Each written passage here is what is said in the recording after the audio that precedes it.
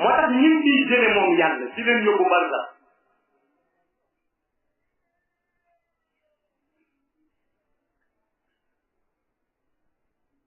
benn protocole la signé ak ñoom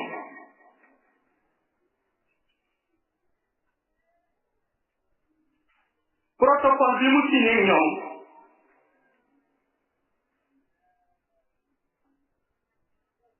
mooy wax leen moom yàlla ni kullu nafsin zaiqatil mawt summa ilayna turja'un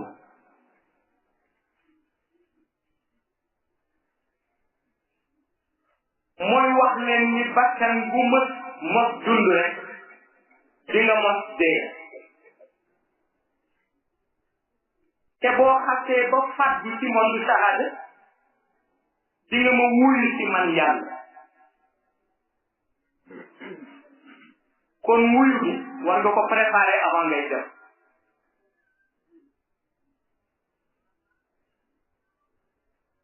ndax àdduna jaar-jaar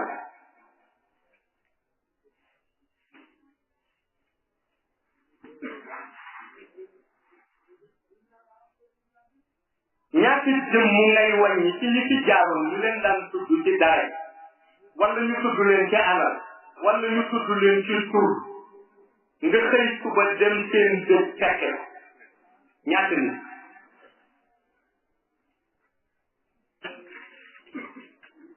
moo tax ñu ni boo bëggee dund leeru wëli fexeel ba miin barsax te demagoo fexeel ba miin soo ko miinee buñ la fa indee doo tumranke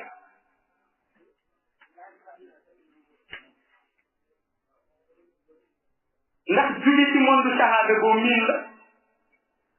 dem fekki monde baatin boo xam ni ña fa nekk ñooy nekk sa dëkkandoo ëllëg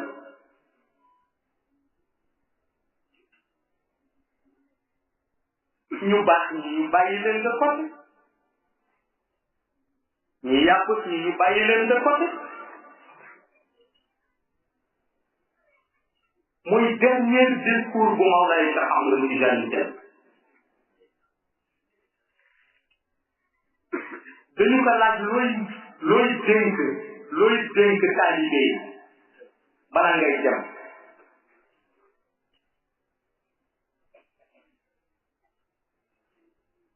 mu ni leen fexe ñu topp seen zikr ba miin barsax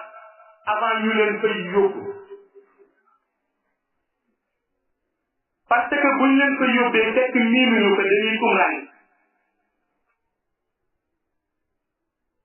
buñ ko miinee nag dootuñu tumraan ndax seen ay mbokk kese lañ koy def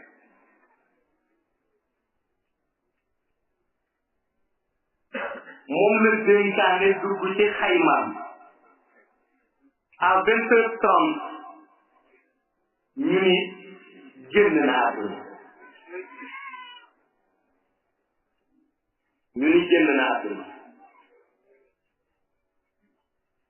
mu tombé woon ak vendredi le 10 avril 1813